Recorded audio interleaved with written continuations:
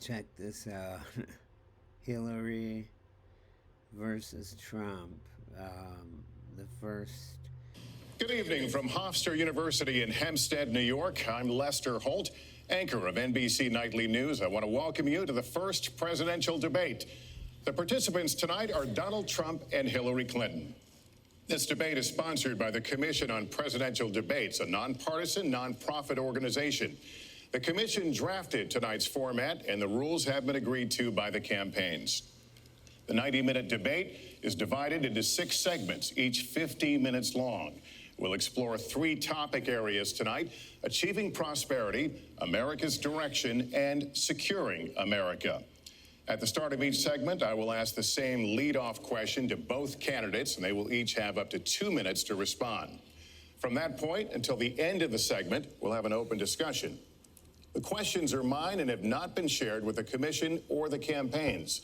The audience here in the room has agreed to remain silent so that we can focus on what the candidates are saying. I will invite you to applaud, however, at this moment as we welcome the candidates. Democratic nominee for President of the United States, Hillary Clinton, and Republican nominee for President of the United States, Donald J. Trump.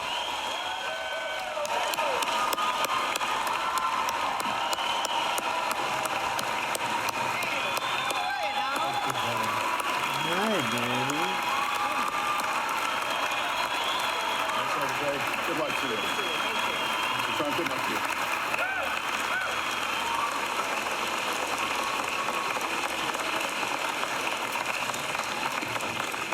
you. Well, I don't expect us to cover all the issues of this campaign tonight, but I remind everyone there are 2 more presidential debates scheduled. We are going to focus on many of the issues that voters tell us are most important, and we're going to press for specifics. I am honored to have this role, but this evening belongs to the candidates and just as important to the American people. Candidates, we look forward to hearing you articulate your policies and your positions, as well as your visions and your values. So, let's begin. We're calling this opening segment Achieving Prosperity, and central to that is jobs. There are 2 economic realities in America today. There's been a record 6 straight years of job growth, and new census numbers show incomes have increased at a record rate after years of stagnation. However, income inequality remains significant, and nearly half of Americans are living paycheck to paycheck. Beginning with you, Secretary Clinton, why are you a better choice than your opponent to create the kind... Yeah, this is 2016. Did you guys see? Why is fucking Hillary always in this, like, Dr. Evil fucking one-piece suit? That's gray. She's not wearing it right now, but she usually does. Okay, sorry. Kinds of jobs that will put more money into the pockets of American workers. Well, thank you, Lester, and thanks to Hofstra for hosting us. The central question in this election is really what kind of country we want to be and what kind of future we'll build together. Today is my granddaughter's 2nd birthday, so I think about this a lot.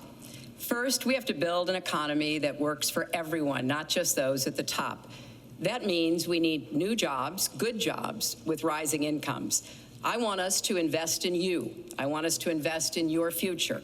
That means jobs in infrastructure, in advanced manufacturing, in innovation and technology, clean renewable energy, and small business, because most of the new jobs will come from small business. We also have to make the economy fairer. That starts with raising the national minimum wage and also guarantee, finally, equal pay for women's work.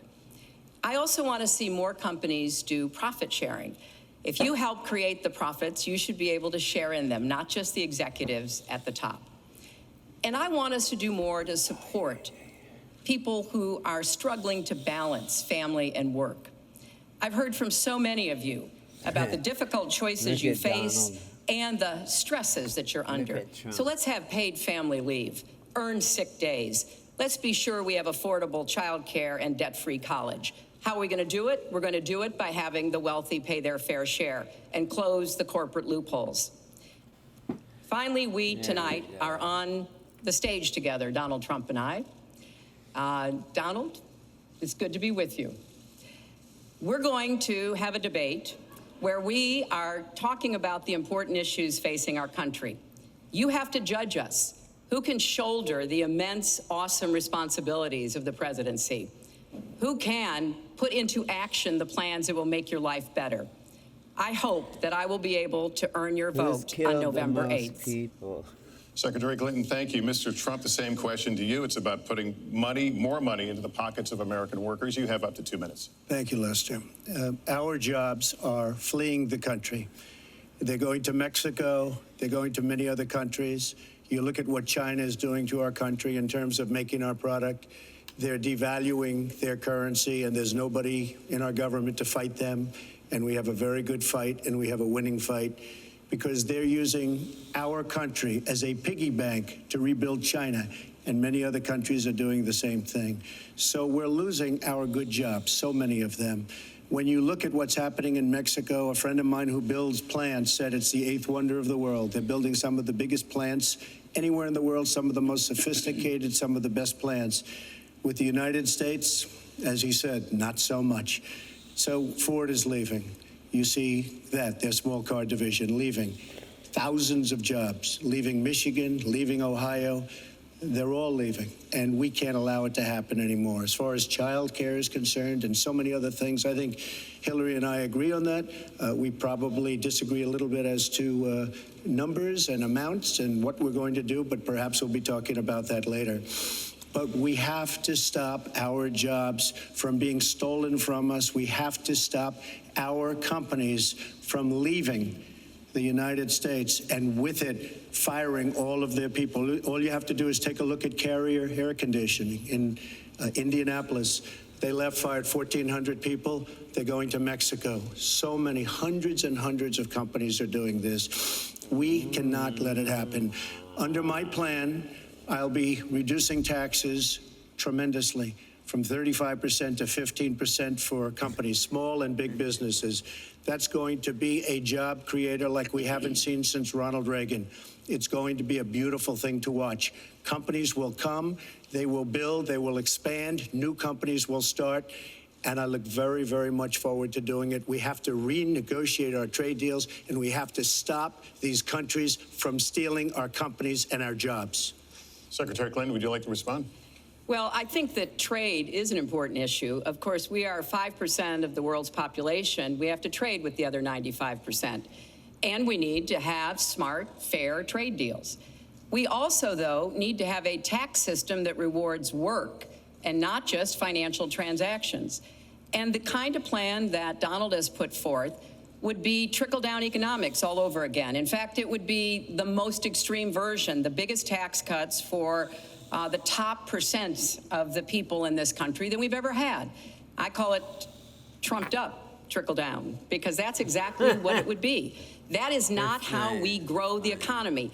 We just have a different view about what's best for growing the economy, how we make investments that will actually produce jobs and rising incomes. I think we come at it from somewhat different perspectives. I understand that. You know, Donald was very fortunate in his life, and that's all to his benefit. He started his business with $14 million borrowed from his father, and he really believes that the more you help wealthy people, the better off we'll be, and that everything will work out from there. I don't buy that. I have a different experience. My father was a small businessman. He worked really hard. He printed drapery fabrics on long tables where he pulled out those fabrics and he went down with a silk screen and dumped the paint in and took the squeegee and kept going. And so what I believe is the more we can do for the middle class, the more we can invest in you, your education, your skills, your future, the better we will be off and the better we'll grow. That's the kind of economy I want us to see again. Let me follow up with Mr. Trump, if I can. You've talked about creating 25 million jobs, and you've promised to bring back millions of jobs for Americans. How are we going to bring back the industries that have left this country for cheaper labor overseas? How specifically are you going to tell American manufacturers that you have to come back? Well, for one thing, and before we start on that, my father gave me a very small loan in 1975, and I built it into a company that's worth many, many billions of dollars with some of the greatest assets in the world. And I say that only because that's the kind of thinking that our country needs. Our country's in deep trouble. We don't know what we're doing when it comes to devaluations, and all of these countries all over the world, especially China, they're the best ever at it. What they're doing to us is a very, very sad thing. So we have to do that. We have to renegotiate our trade deals. And Lester, they're taking our jobs, they're giving incentives, they're doing things that, frankly, we don't do. Let me give you the example of Mexico. They have a VAT tax. We're in a different system. When we sell into Mexico, there's a tax. When they sell in automatic, 16% approximately. When they sell into us, there's no tax. It's a defective agreement. It's been defective for a long time, many years, but the politicians haven't done anything about it. Now, in all fairness to Secretary Clinton, yes, is that okay? Good. I want you to be very happy. It's very important to me. But in all fairness to Secretary Clinton, when she started talking about this, it was really very recently. She's been doing this for 30 years. And why hasn't she made the agreements better? The NAFTA agreement is defective just because of the tax and many other reasons, but just because of the fact. Let me interrupt just a moment. Secretary Clinton and others, politicians, should have been doing this for years, not right now because of the fact that we've created a movement. They should have been doing this for years. What's happened to our jobs and our country and our economy generally is, look, we owe $20 trillion. We cannot do it any longer, Lester. Back to the question, though, how do you specifically bring back jobs? American manufacturers, how do you make them bring the jobs back? Well, the first thing you do is don't let the jobs leave. The companies are leaving. I could name, there are thousands of them. They're leaving, and they're leaving in bigger numbers than ever. And what you do is you say, fine, you want to go to Mexico or some other country, good luck. We wish you a lot of luck. But if you think you're going to make your air conditioners or your cars or your cookies or whatever you make and bring them into our country without a tax, you're wrong.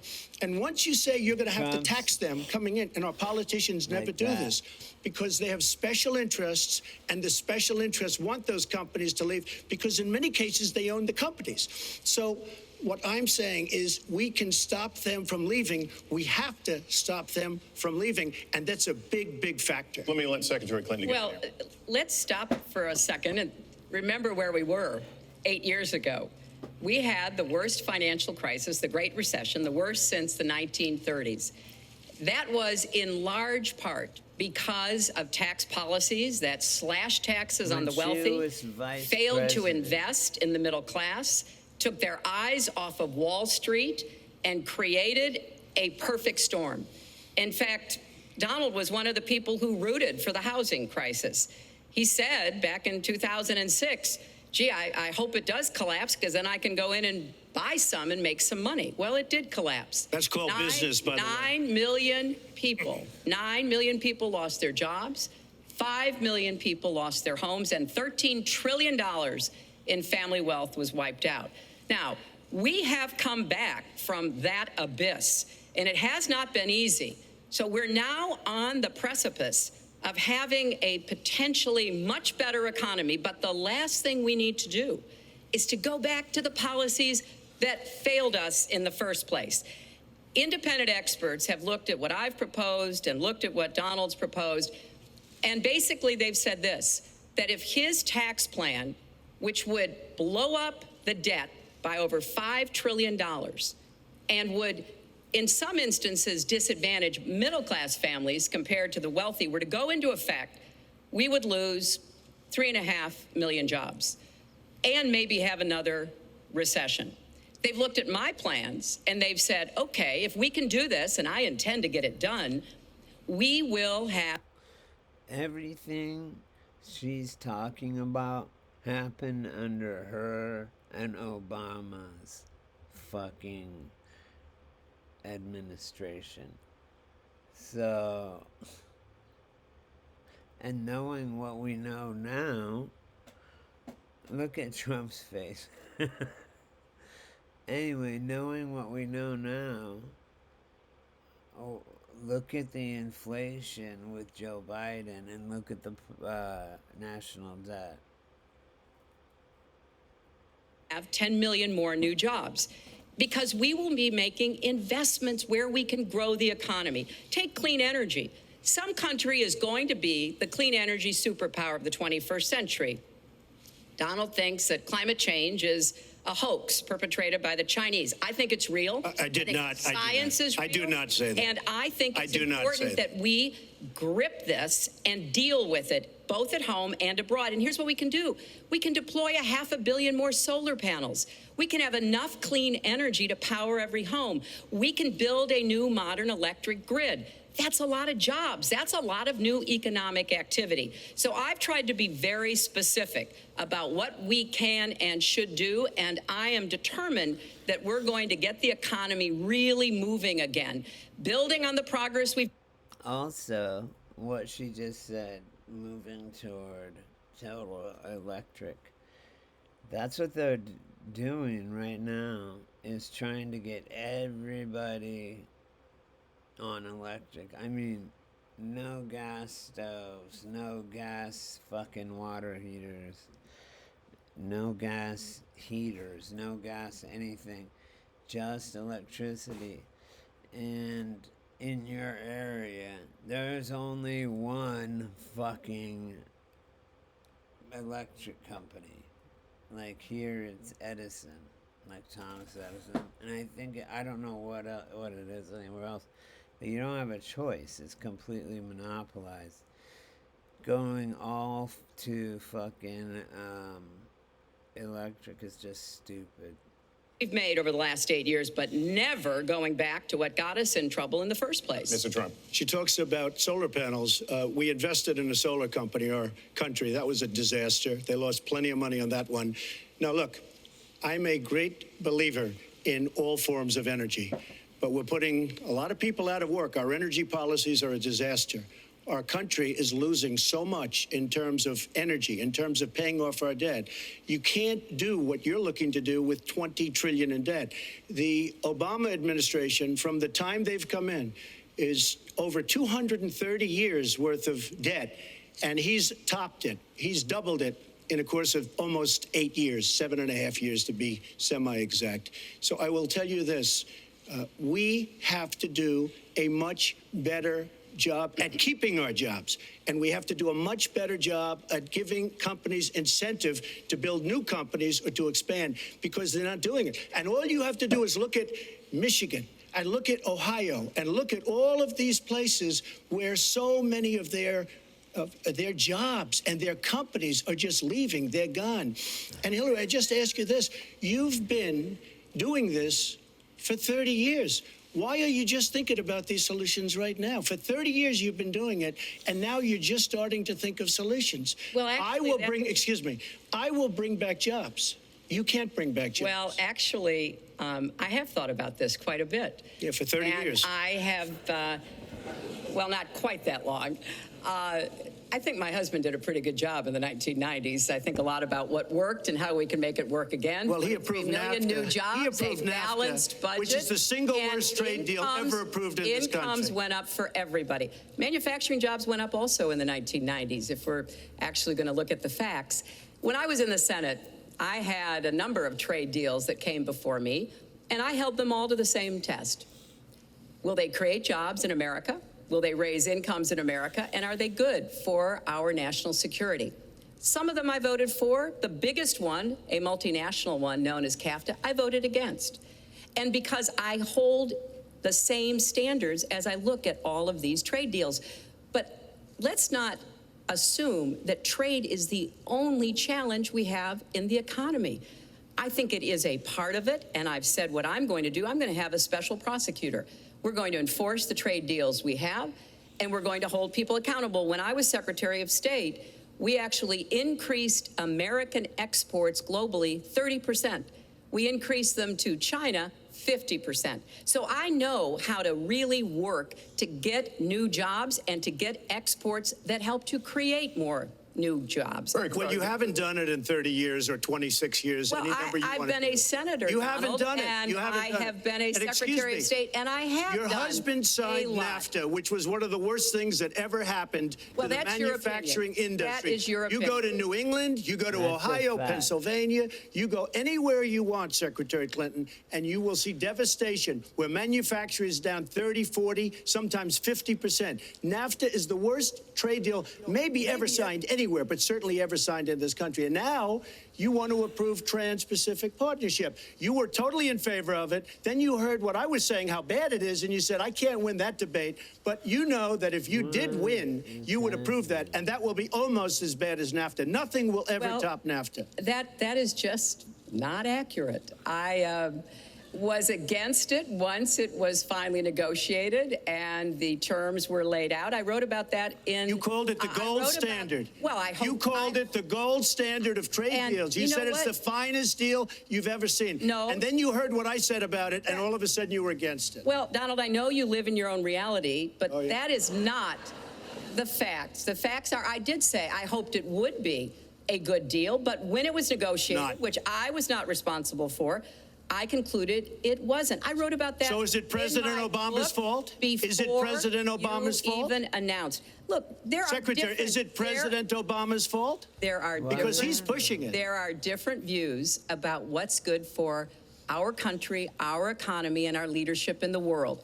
And I think it's important to look at what we need to do to get the economy going again. That's why I said new jobs with rising incomes, investments, not in more tax cuts that would add $5 trillion to the debt. But you have no in plan. Oh, I do. Secretary, in fact, you I have no written plan. a book about it. It's called Stronger Together. You can pick it up That's tomorrow about all you- Folks, at we're the gonna- bookstore or at an airport near you. We're gonna move to- But it's because I see this. We need to have strong growth, fair growth, sustained growth.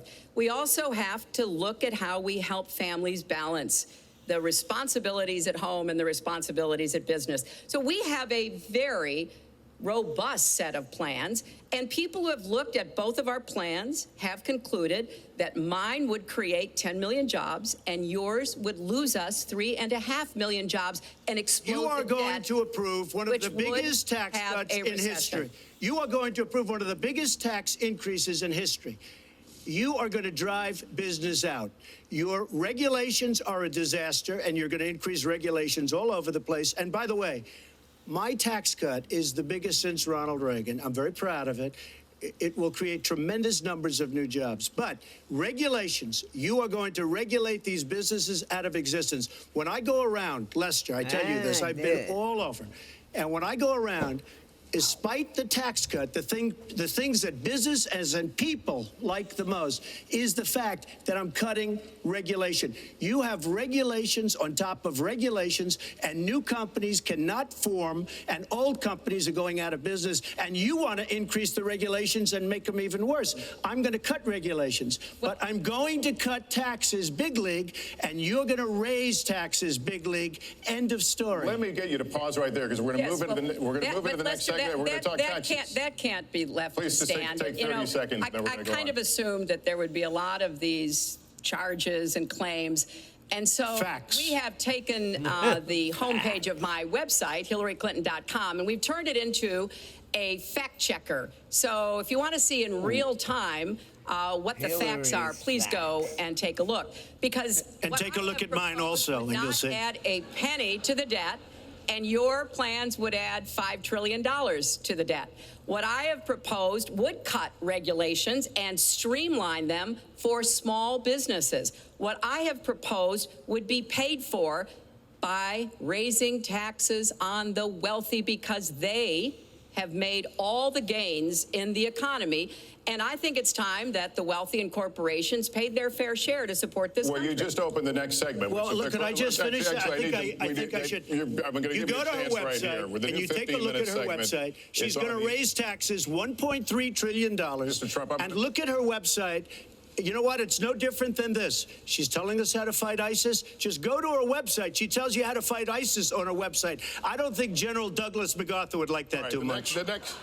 The next segment, we're continuing the subject of... Well, at least I have a plan to fight ISIS. No, you're telling the enemy everything you want to do. No, we're not. See, you're telling the enemy everything you want to do. No wonder you've been fighting. No wonder you've been fighting ISIS your entire adult life.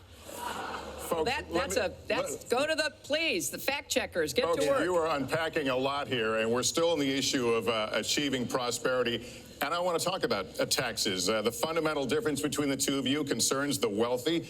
Secretary Clinton, you're calling for a tax increase in the wealthiest Americans. I'd like you to further defend that. And Mr. Trump, you're calling for tax cuts for the wealthy. I'd like you to defend that. And this next 2-minute answer goes to you, Mr. Trump. Well, I'm really calling for major jobs because the wealthy are going to create tremendous jobs. They're going to expand their companies. They're going to do a tremendous job. I'm getting rid of the carried interest provision. And if you really look, it's not a tax. It's really not a great thing for the wealthy. It's a great thing for the middle class. It's a great thing for companies to expand. And when these people are going to put billions and billions of dollars into companies, and when they're going to bring $2.5 trillion back from overseas, where they can't bring the money back because politicians like Secretary Clinton won't allow them to bring the money back because the taxes are so onerous and the bureaucratic red tape. So what is so bad? So what they're doing is they're leaving our country, and they're, believe it or not, leaving because taxes are too high and because some of them have lots of money outside of our country, and instead of bringing it back and putting the money to work because they can't work out a deal to, and everybody agrees it should be brought back. Instead of that, they're leaving our country to get their money because they can't bring their money back into our country because of bureaucratic red tape, because they can't get together, because we have a president that can't sit them around a table and get them to approve something. And here's the thing. Republicans and Democrats agree that this should be done. $2.5 trillion. I happen to think it's double that. It's probably $5 trillion that we can't bring into our country, Lester. And with a little leadership, you'd get it in here very quickly, and it could be put to use on the inner cities and lots of other things, and it would be beautiful. But we have no leadership. And honestly, that starts with Secretary Clinton. All right, you have 2 minutes on the same question to defend tax increases on the wealthiest Americans, Secretary Clinton. I have a feeling that by the end of this evening, I'm going to be blamed for everything that's ever happened. Why not? Why not? Yeah, why not? You know, just join the debate by saying more crazy things. Now, let me say there's nothing crazy about not letting our companies bring their money back into their country. This is Secretary Clinton's 2 minutes, please. Yeah, well, let's start the clock again, Lester. We've looked at your tax proposals. I don't see changes in the corporate tax rates or the kinds of proposals you're referring to that would cause the repatriation, bringing back of money that's stranded overseas. I happen to support that. I happen to support that in a way that will actually work to our benefit. But when I look at what you have proposed, you have what is called now the Trump loophole, because it would so advantage you and the business you do. You've proposed an approach that has a $4 billion tax benefit for your family. And when you look at what you are proposing, it is, as I said, trumped up trickle down. Trickle down did not work. It got us into the mess we were in 2008 and 9. Slashing taxes on the wealthy hasn't worked, and a lot of really smart, wealthy people know that. And they are saying, hey, we need to do more to make the contributions we should be making to rebuild the middle class. I don't think top-down works in America. I think building the middle class, investing in the middle class, making college debt-free so more young people can get their education, helping people refinance their debt from college at a lower rate. Those are the kinds of things that will really boost the economy. Broad-based, inclusive growth is what we need in America, not more advantages for people at the very top. Mr. Trump, typical politician, all talk, no action, sounds good, doesn't work, never going to happen. Our country is suffering because people like Secretary Clinton have made such bad decisions in terms of our jobs and in terms of what's going on. Now, look, we have the worst revival of an economy since the Great Depression. And believe me, we're in a bubble right now. And the only thing that looks good is the stock market. But if you raise interest rates even a little bit, that's going to come crashing down. We are in a big, fat, ugly bubble. And we better be awfully careful. And we have a Fed that's doing political things. This Janet Yellen of the Fed. The Fed is doing political by keeping the interest rates at this level. And believe me, the day Obama goes off and he leaves and he goes out to the golf course for the rest of his life to play golf, when they raise interest rates, you're going to see some very bad things happen because the Fed is not doing their job. The Fed is being more political than Secretary Clinton. Mr. Trump, we're talking about the burden that Americans have to pay, yet you have not released your tax returns. And the reason nominees have released their returns for decades is that voters will know if their potential president owes money to, who owes it to, and any business conflicts. Don't Americans have a right to know if there are any conflicts of interest? I don't mind releasing. I'm under a routine audit, and it'll be released. And as soon as the audit's finished, it'll be released. But you will learn more about Donald Trump by going down to the federal elections, where I filed a 104-page, essentially financial statement of sorts, the forms that they have. It shows income. In fact, the income, I just looked today, the income is filed at $694 million for this past year. $694 million. If you would have told me I was going to make that 15 or 20 years ago, I would have been very surprised. But that's the kind of thinking that our country needs. When we have a country that's doing so badly, that's being ripped off by every single country in the world, it's the kind of thinking that our country needs because everybody... Lester, we have a trade deficit with all of the countries that we do business with of almost $800 billion a year. You know what that is? That means who's negotiating these trade deals? We have people that are political hacks negotiating our trade deals. The IRS has an audit of your taxes.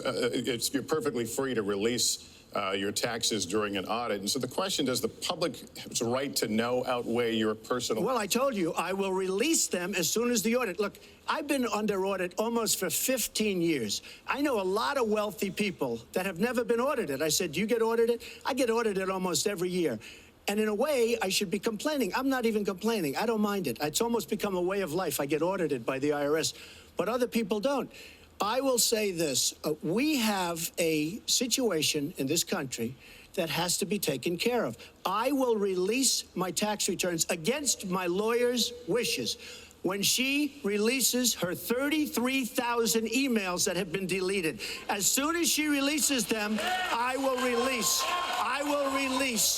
my tax returns. And that's against my lawyers. They say, don't do it.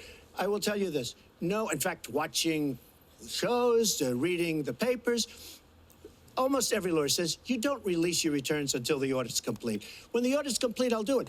But I would go against them if she releases her email. So it's negotiable?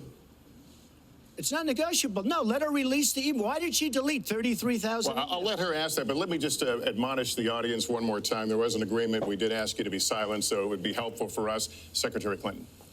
Well, I think you've just seen another example of bait and switch here. For 40 years, everyone running for president has released their tax returns. You can go and see nearly, I think, 39, 40 years of our tax returns, but everyone has done it. We know the IRS has made clear there is no prohibition on releasing it when you're under audit. So you've got to ask yourself, why won't he release his tax returns? And I think there may be a couple of reasons. First, maybe he's not as rich as he says he is. Second, maybe he's not as charitable as he claims to be. Third, we don't know all of his business dealings, but we have been told through investigative reporting that he owes about $650 million to Wall Street and foreign banks.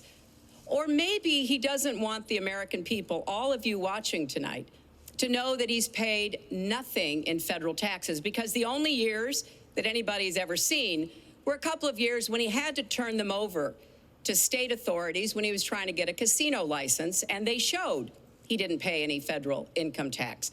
So if he's paid zero, that means zero for troops, zero for vets, zero for schools or health. And I think probably he's not all that enthusiastic about having the rest of our country see what the real reasons are, because it must be something really important, even terrible, that he's trying to hide. And the financial disclosure statement, they don't give you the tax rate. They don't give you all the details that tax returns would. And it just seems to me that this is something that the American people deserve to see. And I have no reason to believe that he's ever going to release his tax returns, because there's something he's hiding. And we'll guess. We'll keep guessing at what it might be that he's hiding. But I think the question is, were he ever to get near the White House, what would be those conflicts? Who does he owe money to? Well, he owes you the answers to that, and he should provide them. He also raised the issue of your emails. Do you want to respond to that? I do. You know, I made a mistake using a private email. That's for sure. And if I had to do it over again, I would obviously do it differently. But I'm not going to make any excuses. It was a mistake, and I take responsibility for that. Mr. Trump? That was more than a mistake. That was done purposely, okay? That was not a mistake. That was done purposely. When you have your staff taking the Fifth Amendment, taking the Fifth so they're not prosecuted, when you have the man that set up the illegal server taking the Fifth, I think it's disgraceful. And believe me, this country thinks it's disgraceful. It really thinks it's disgraceful also. As far as my tax returns, you don't learn that much from tax returns, that I can tell you. You learn a lot from financial disclosure. And you should go down and take a look at that.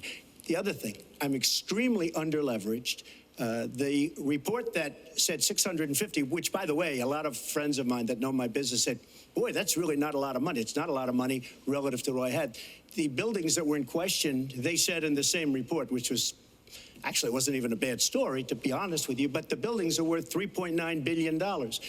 And the 650 isn't even on that. But it's not 650, it's much less than that.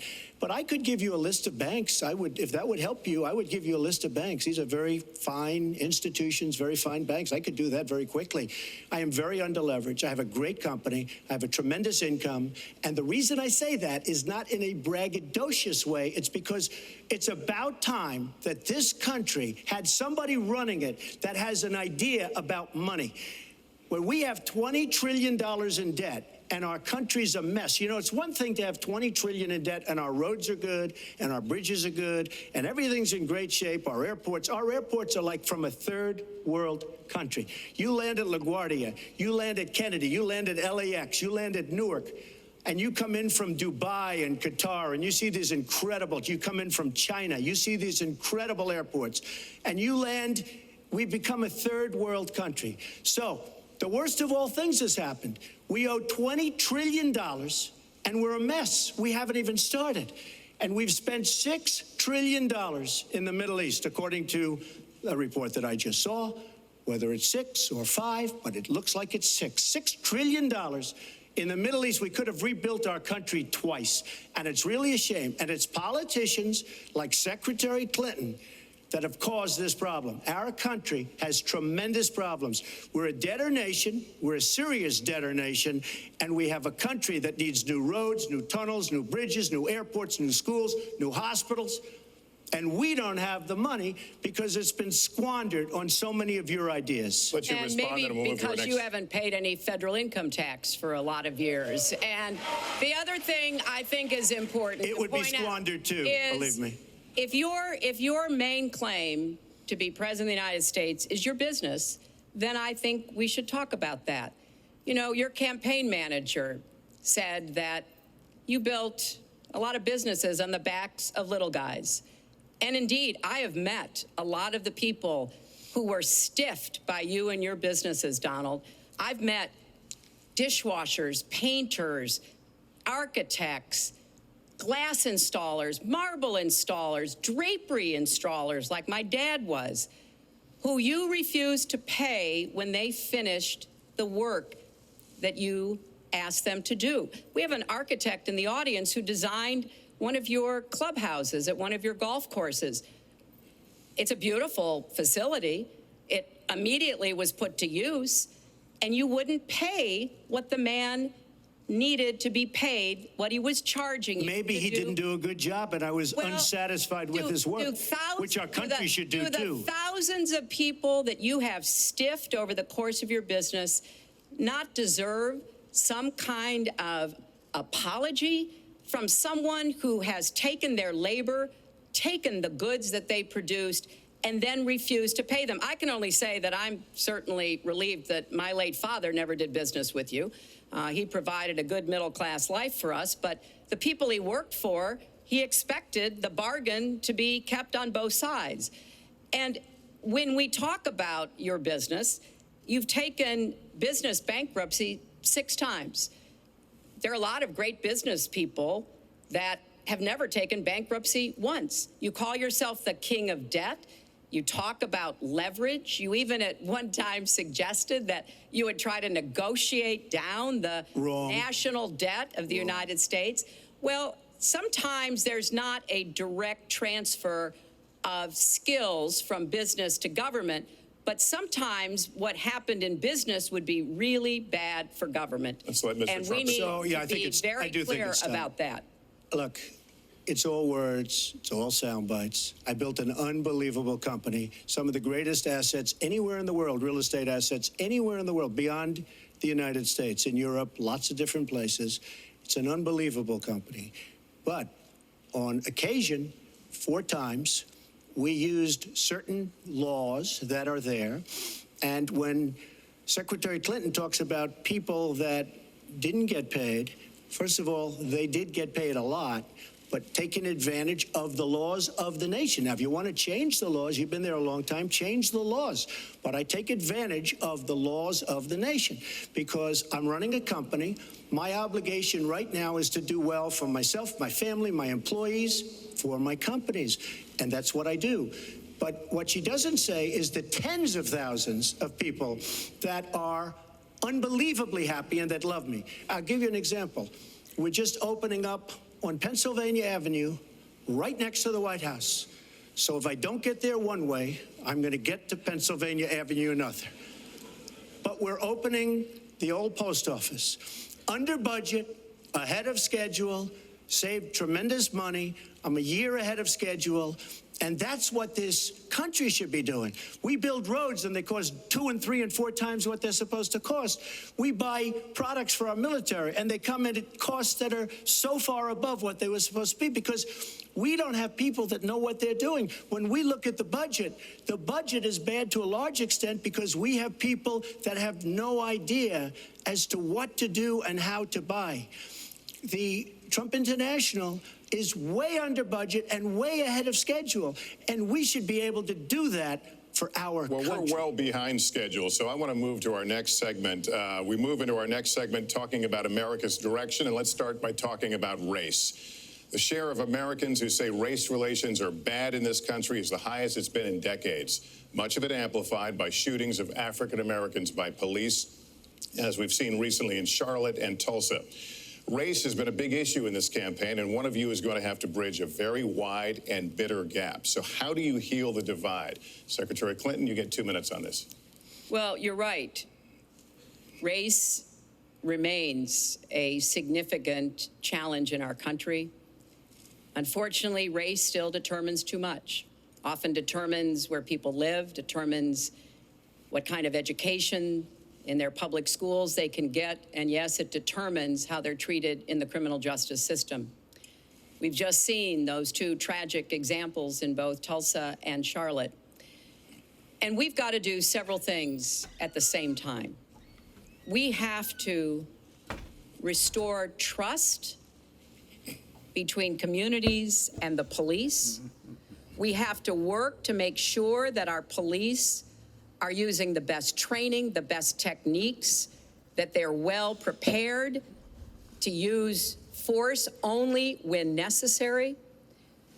Everyone should be respected by the law, and everyone should respect the law. Right now, that's not the case in a lot of our neighborhoods. What is the case then, you know? Because now, fast forward 8 years, and obviously Clinton won this, or excuse me, Donald Trump won the presidency here against Hillary, and everything was great. I mean, talk to anybody that has ever done, a black person or whatever, that's ever done business with Donald Trump.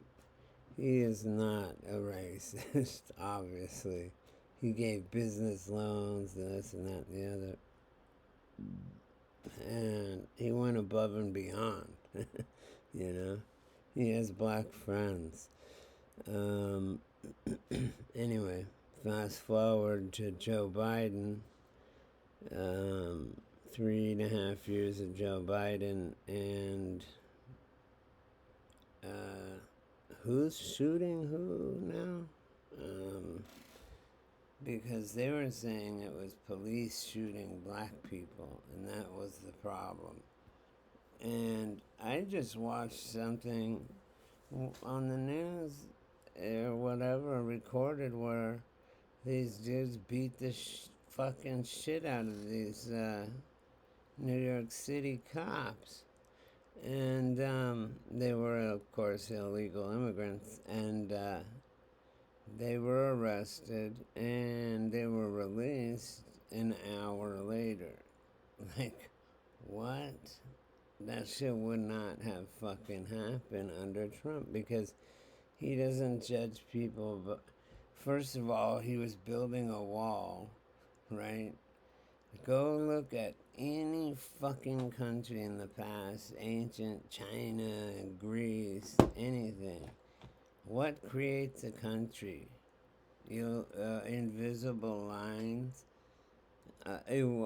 Lines that have, if you cross them, you wear a thing around your neck and your head blows up. Remember that movie? No, it's not. It's not invisible lines. It is, as we all know, it's a fucking wall. What did the White House do when all the Black Lives Matter and Antifa fucking were burning down federal buildings, and when they quite literally went to the White House and was shooting at it and shooting or like those big fireworks from, like, the huge ones at the White House. What did the White House do? They fucking built a gigantic wall around it. Okay? What did Maui do? What did the government do when they wanted to keep people out of their own land?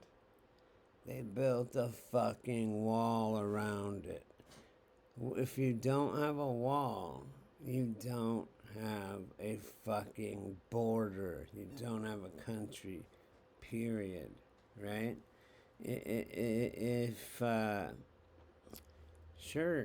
people were going by, and I know there's a lot of fucking good people that have, and I know some that have went through the entire thing to become an American citizen from, like, Mexico or from somewhere in the world.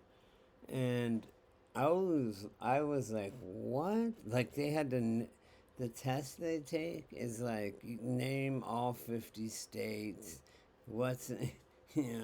name, like, the first president, when in fact, before the Constitution, we had the Articles of Confederation. Okay, so we had a Constitution before the fucking Constitution when we first came here. So, think about that. And we look up, if you don't know or you don't understand, look up the art. It's not anything to do with the Confederates in the Civil War. This is way back in 1776. And look it up. The Articles of Confederation was our Constitution. It was the law of the land. And when we came here, think about it. When we came here, okay,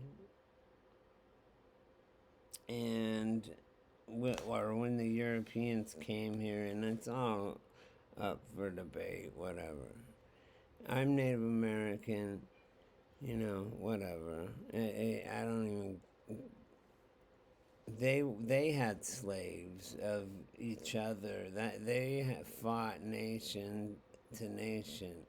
They didn't have fucking little borders around where they lived, you know. But of course they got attacked and then they had to move. But so anyway, when we had the Articles of Confederation, which was the Constitution, the law of the land, before the Constitution was written, there was no walls around the entire United States, you know? And, yeah, another funny thing, people just respected it because we will shoot you if you cut. Like, I don't have a thing around well, I guess there's a fence around the backyard and stuff, but the front, or whatever, if someone comes in my house, I'm going to shoot them. And so that's what we did back in the day, you know.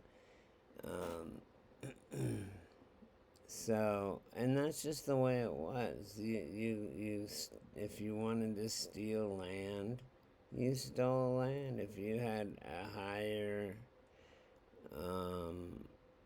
more arms, more guns, whatever.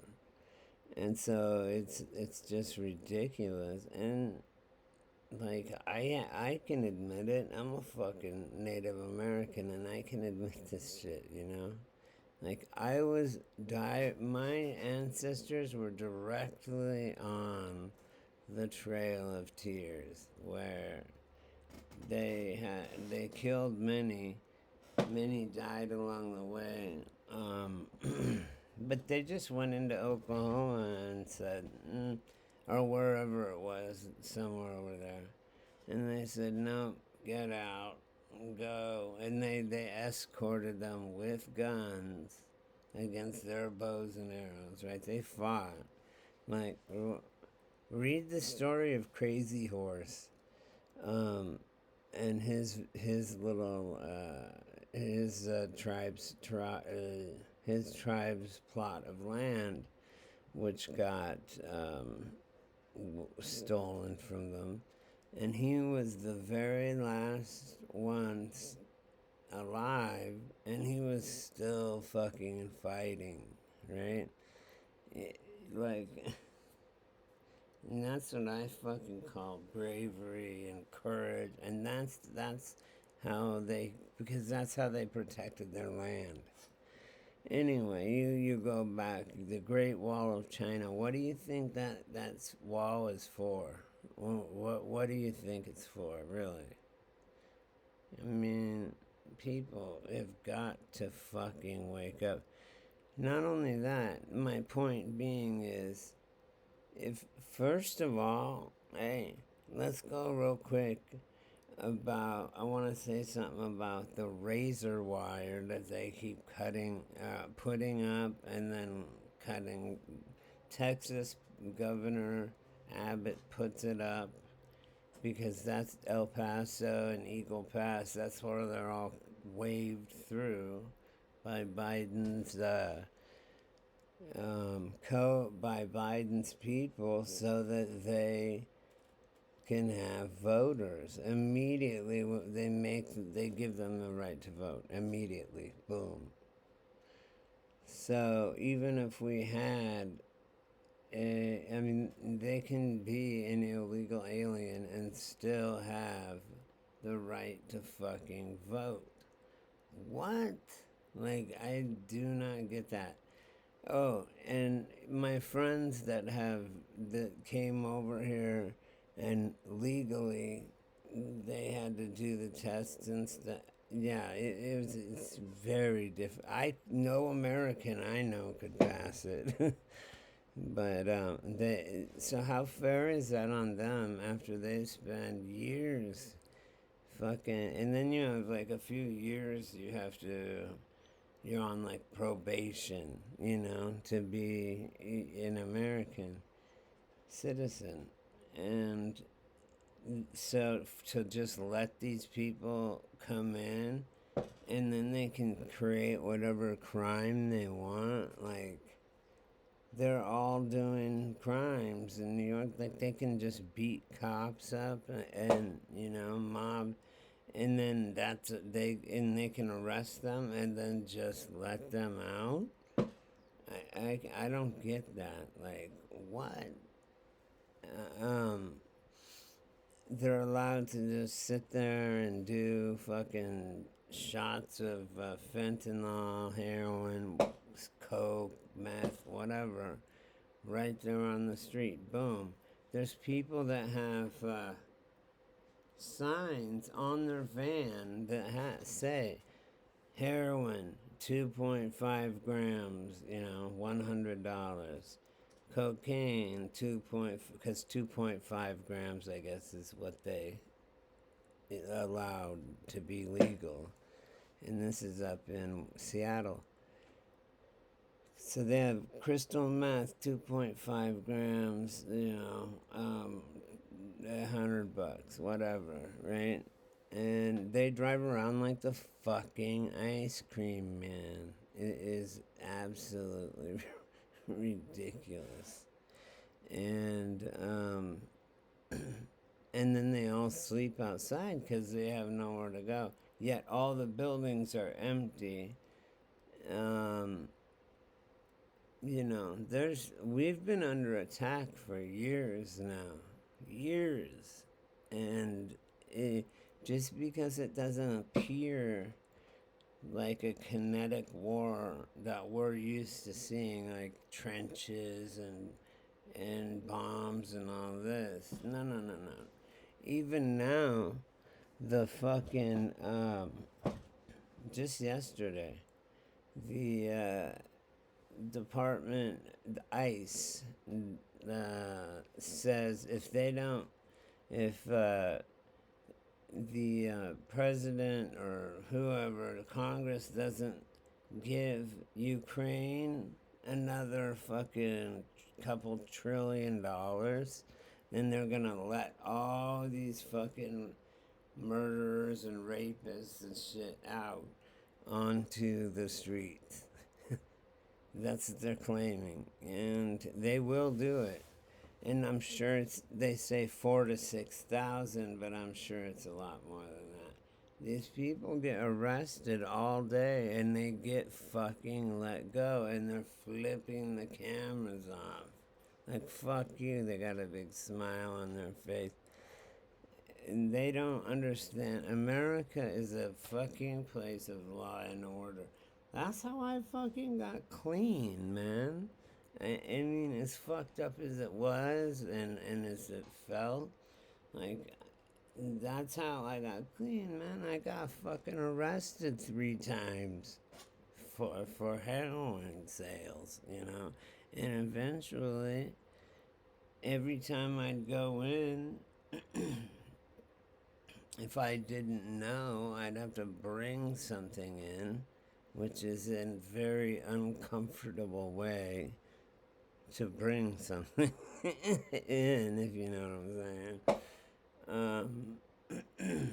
So that, or you can build up a huge fucking debt to these gangs that sell it in prison. I'll tell you right now, in prisons and jails, there's way more drugs than there is on the street. And it's way easier to get. I mean, if you guys think that, you guys think that I've been to prison, Why couldn't I? I wish I would have been a junkie now rather than then, because I would just be able to do it right in front of everybody on the street. It would be no big deal. You know, I wouldn't go to jail. I wouldn't kick. I wouldn't. So I'd probably be dead, actually, which is exactly, if you watch the World Economic Forum, what are they trying to do? They want to lower the population. Guess what you are? You're the population. How do they lower you? They end you. Okay? And so if you read the, anyone that knows about, and this is crazy, no one said, hey, we went and put up this fucking, what was it called? I had this pillar thing. It had all these stones on it, kind of like a Stonehenge, and it said in like every different language on each tablet, it said no more than 500 million shall inhabit the earth ever, right? You know, look at TBS owner, what's his name? He has 6 fucking kids. They all have, like, do as we say, not as we do, and rules for thee, but not for me. So, Ted Turner is the guy's name. He's the one that's claiming, oh, we need to not have kids and da da da da. Well, he has 6 kids, right? And he's been spouting this bullshit since before the first one was ever born. And so the World Economic Forum, who do you think they plan on, and how? That's the scary thing. Who do they plan on getting rid of out of the fucking country, in them? Who do they plan on lowering the population with? How do they decide? Then how do they do it? Right? I mean, it's like an open invitation for fucking like the Inquisition or the Jewish Nazi thing where they had them in the trains and then killed them and stuff. 6 million Jews, supposedly. And these people are so dumb that are out here chanting and stuff, and they don't have no idea what they're talking about. You know, they want to protect Israel and or they want to protect Hamas, and they have no idea. And a lot of these people are LGBTQ people, and they have a 70% suicide rate anyway. They regret what they've done, and so there's that. But yeah, they won't even, if they were over there in the Middle East, a gay person, or a transgender, anything, they won't even waste a bullet on your ass. They will just fucking burn you alive and toss you off the roof. Period.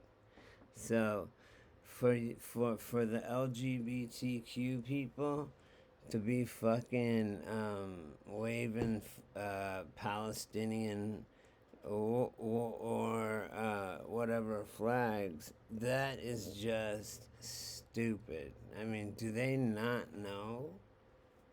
They need to go over there and find out. They won't be coming back. So, this is the most. So, anyway, I believe that the plan by the people that run Biden is to obviously, well, okay, there's a couple differences. One, there's the World Economic Forum, Klaus Schwab, not Carl Schwab, Klaus Schwab, whatever. They just had their meeting.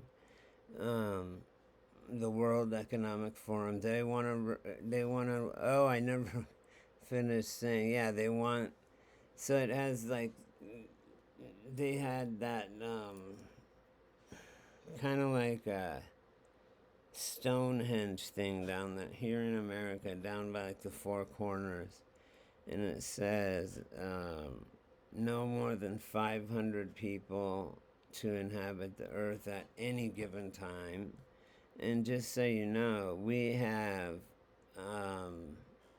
like 8 billion people that live on this planet. So they're going to have to get rid of 7.5 billion people. How are they going to do that? And that's going to be a big pile of dead people. And, it's not going to be them. So, like, who's going to be their house cleaner? Another rich fucking elite. I don't know. It's just they're not thinking it through. People aren't getting it. People are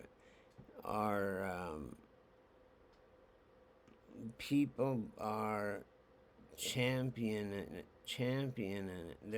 They want it to happen, but they don't understand that they're gonna kill you. That's their plan.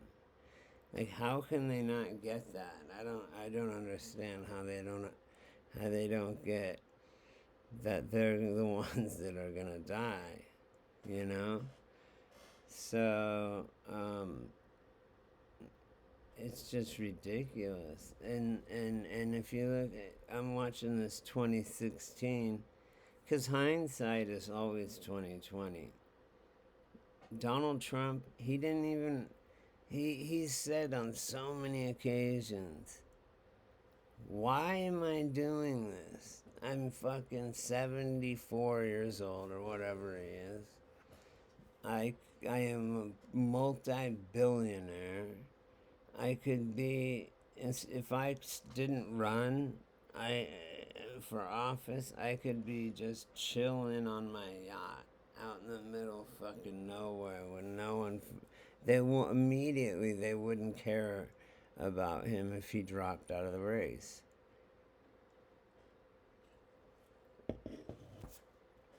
So why do you think he's doing it? Why do you think he's running for president at his own detriment?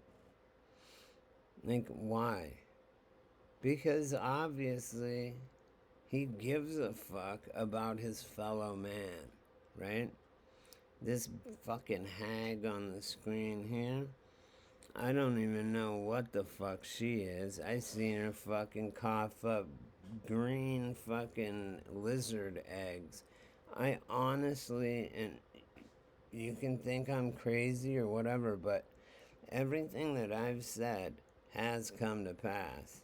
And watch the fucking my videos if you don't believe me. But I believe that there is lizard people. There's reptilians that you can even look it up on Wikipedia. What's a reptilian? It'll tell you. I think they're the ones that are pulling the strings on Biden, right? And they're just trying to make it to the fucking finish line and steal the election and then let the likes of the World Economic Forum that wants to lower our population to 500 million, which is 7.5 billion people less. Okay, it's just insane. And we do have. They're saying we don't have enough resources. Only enough for 500 million or whatever, 500 million people, right? No, that's not true. We can invent, and there are ways of, of different kinds of sorts of crops and blah, blah, blah, and meat. We just don't do it because, oh, that's gross. They're treating the cows very poorly. And they're treating. Come on, man. You know?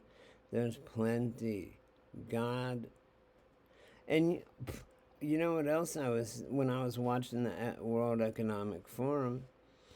It's funny how the creator, God, he already has a plan, okay? You want lower population? Well, you got it because all these fucking transgenders and lesbian, gay, bi, or lesbian, gay, transgender, whatever they cannot have kids because fucking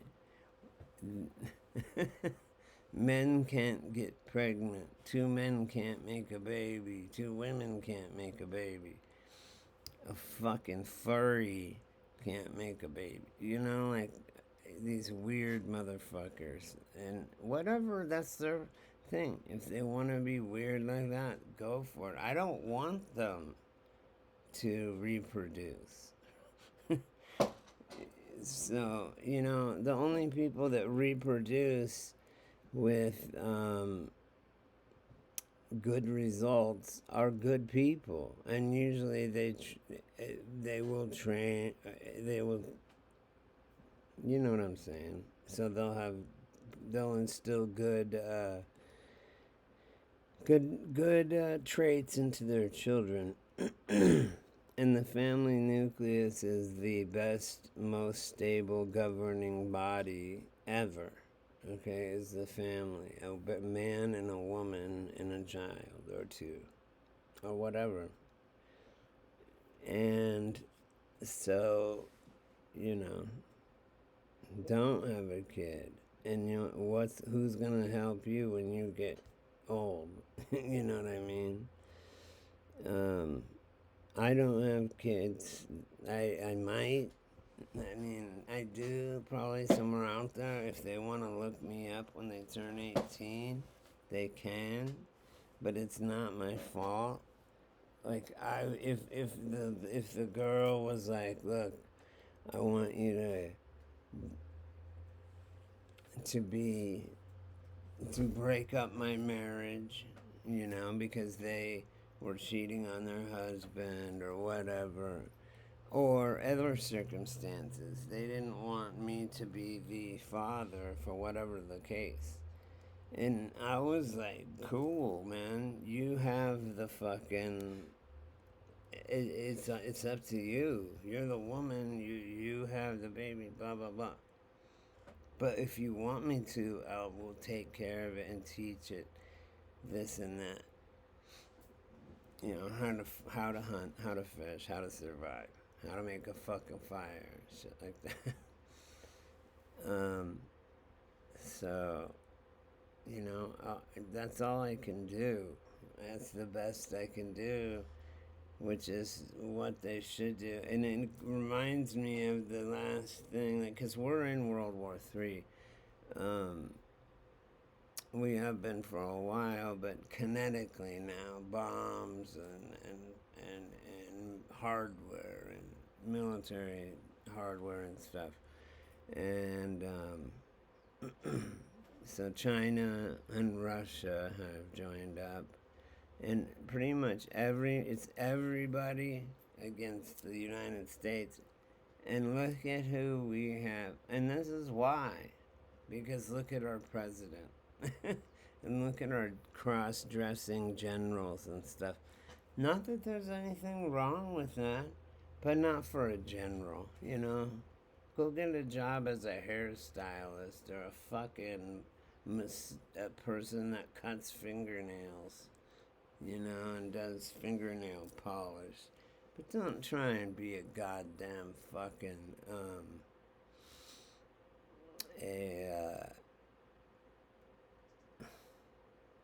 general in the fucking military, because you're gonna get people killed, and it's just so bizarre. I don't even know what's going on anymore. I don't even understand what the fuck people are talking about. Like, I don't get pronouns. I don't understand what. How am I supposed to know what you think you are? Like, I just don't get it. How do you pronounce what? How am I supposed to know what you, in your broken brain, think that you are? And number two, or five, whatever, is the fucking vaccination, which, and this is one thing that worries me about Donald Trump, is Operation Warp Speed and getting everyone boosted, and like that fucking idiot, Howard Stern, he deserves everything. He's gotten like 18 shots. And he was such a degenerate motherfucker to Artie Lang. I don't know if you guys know who he was, but he had a really tough, he was an addict and he had a lot of problems. And fucking Howard Stern would have him on his show and make him eat all this food. Not make him, but tempt him, and have him see how much drugs he could do, and just like totally ruined his. Howard Stern, and a lot of it's wiped from the internet, but he was a motherfucker. Wore blackface all the time, which I don't necessarily think is anything wrong. I mean, depending on how you're doing it, I don't really get it. But it really wouldn't piss me off if a black person did whiteface. I'd be like, go for it. It doesn't affect me. Or I'm Native American and they do red face. Or like changing the chiefs or the Redskins to the Commanders, or I don't know what the fuck.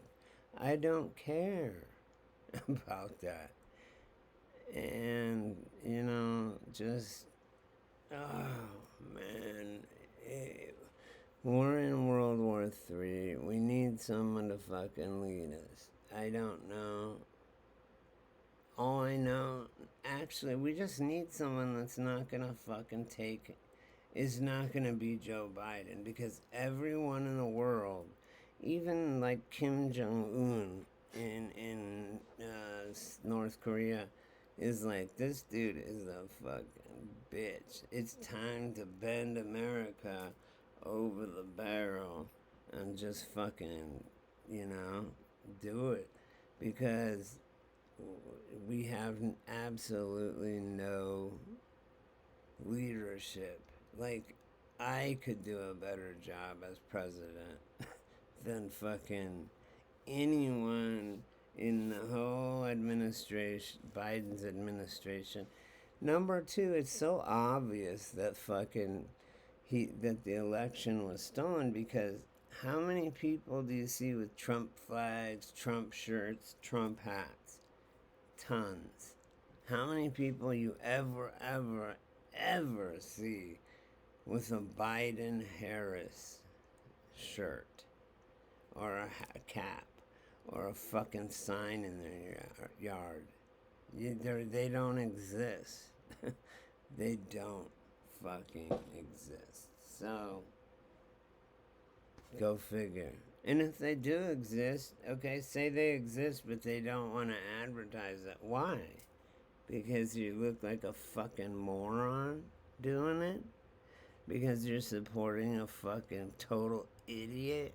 Like, giving all of our secrets away, leaving all of our hardware, all of our billions and trillions of dollars of fucking war stuff, guns, tanks, ammunition, bombs, everything in Afghanistan.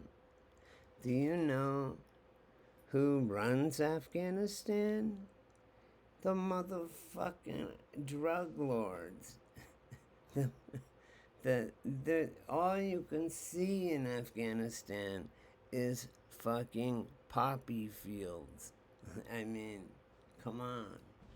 Now I know fentanyl's around, but still, opium will never, ever be gone out of style. I guarantee it. So, you know, we've had plenty of wars over opium. And that's why we were over there this last time. You know, oil and opium. And that was during this bitch's fucking administration. Obama, his administration with her being something. I don't fucking know. But the point is, you know, either, why don't we get the strong, let's do like, whoever is the most strongest motherfucker, like let's have a fight. I don't know.